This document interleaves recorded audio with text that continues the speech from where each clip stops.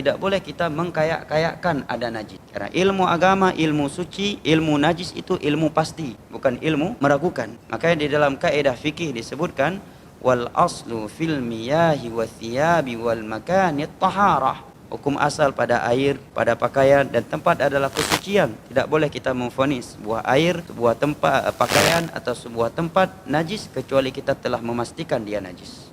Jelas ya?